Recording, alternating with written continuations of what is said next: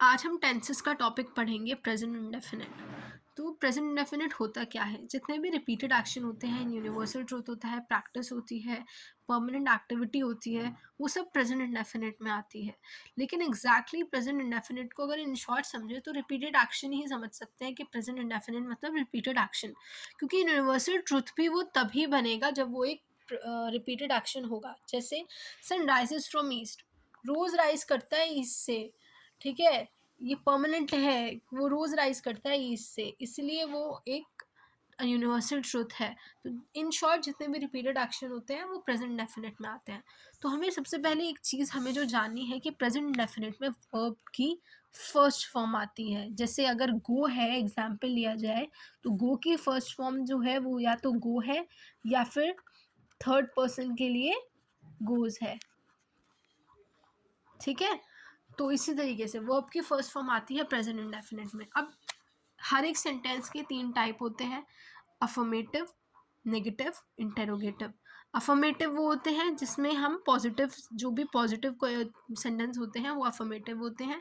Negative जो भी negative sentence होते हैं जिसमें नॉट आता है या फिर वो नेगेटिव बोल रहे हैं, सेंटेंस को नॉट से ही समझा जा सकता है कि जिसमें भी नॉट आता है वो नेगेटिव सेंटेंस होता है। इंटेरोगेटिव जो भी क्वेश्चन पूछ रहा होता है वो इंटेरोगेटिव सेंटेंस होता है, ठीक है। अब हम अफर्मेटिव की बात करें तो अफर्मेटिव के सेंटेंस के स्ट्रक्चर क्या होता है? स्ट्रक्चर ये होता है कि उसमें एक सब्जेक्ट होती है, एक हेल्पिंग वर्ब होती है, एक मेन वर्ब होती है और एक ऑब्जेक्ट होता है। और हमें पता है कि जो मेन वर्ब है वो वर्ब की फर्स्ट फॉर्म होगी, क्योंकि ये एक प्रेजेंट इंडेफिनिट है, ठीक है। Subject, helping verb, main verb और ऑब्जेक्ट, ये अफर्मेटिव में हो गया। नेगेटिव सेंटेंस में क्या होता है स्ट्रक्चर? नेगेटिव सेंटेंस में सब्जेक्ट, डू और डज, नॉट और वर्ब की फर्स्ट फॉर्म। हमें ये चीज़ याद रखनी है कि नेगेटिव सेंटेंस में ना सब्जेक्ट के बाद डू और डज के बाद नॉट आता है और डू और डज भी लग जाता है, ठीक है, और फिर वर्ब की फर्स्ट फॉर्म आती है, तो वो नेगेटिव सेंटेंस कहलाता है। और इंटेरोगेटिव में डू और डज पहले आता है, फिर सब्जेक्ट आता है, फिर नॉट आ सकता है या नहीं आ सकता है वो मर्जी है, या फिर वर्ब की फर्स्ट फॉर्म आती है। डू और डज, सब्जेक्ट और फिर वर्ब की फर्स्ट फॉर्म।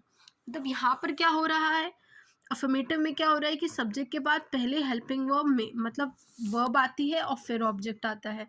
लेकिन नेगेटिव में सब्जेक्ट के बाद डू डज और फिर नॉट और फिर वर्ब आती है। इंटेरोगेटिव में डू डज पहले आ जाता है, फिर सब्जेक्ट, फिर नॉट आएगा या नहीं आएगा उसका कोई इशू नहीं है, फिर वर्ब की फर्स्ट फॉर्म आती है। तो अब अगर हम एग्जाम्पल लें एक अफर्मेटिव सेंटेंस का, तो क्या होगा? She is a good girl या फिर सन rises from east.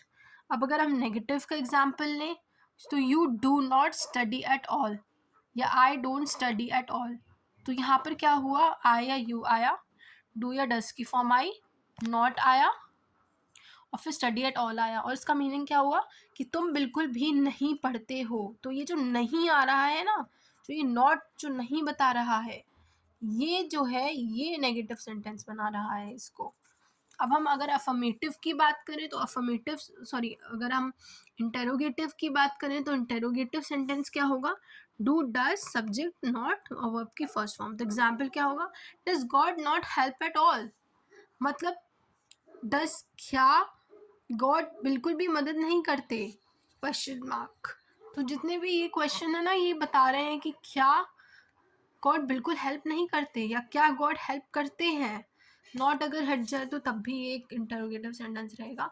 Does God help at all, तो क्या गॉड हेल्प करता है? डज यहाँ पर लग रहा है पहले, ठीक है, सब्जेक्ट से पहले डज लग जाना इंटरोगेटिव बनाता है इस सेंटेंस को। अब कुछ वर्ड्स हैं जो हमें पता होने चाहिए, जैसे ऑफन और फ्रीक्वेंटली। तो क्या है? ऑफन और फ्रीक्वेंटली के साथ हमेशा वर्ब की फर्स्ट फॉर्म आती है। तो ये मतलब वर्ब की फर्स्ट फॉर्म आने का मतलब क्या है? प्रेजेंट इंडेफिनिट में कन्वर्ट रहता है। तो एग्जाम्पल हो गया his mother often goes to temple. अब कुछ वर्ड ऐसे हैं जैसे सेल्डम, रेयरली, बेयरली, इनके साथ नॉट नहीं आता है। तो सेल्डम, रेयरली, बेयरली का मतलब क्या होता है? बहुत कम। तो जब मतलब ही बहुत कम है तो नॉट आने का तो कोई पर्पज़ ही नहीं समझ में आता। जहाँ वो मतलब ही कम का बता रहा है तो 2 बार, अगर 2 बार नेगेटिव सेंटेंस नहीं आते, ये भी एक रूल है कि 2 बार कोई भी सेंटेंस नेगेटिव नहीं आ सकता। अगर एक सेंटेंस का मतलब या एक वर्ड का मतलब नेगेटिव है तो फिर नॉट नहीं आएगा। तो इसलिए इसमें इसका एग्जाम्पल क्या होगा, he rarely does his homework या he seldom does his homework. ठीक है, तो यहाँ पे नॉट नहीं आएगा कि he seldom does not his homework, तो वो गलत हो जाएगा।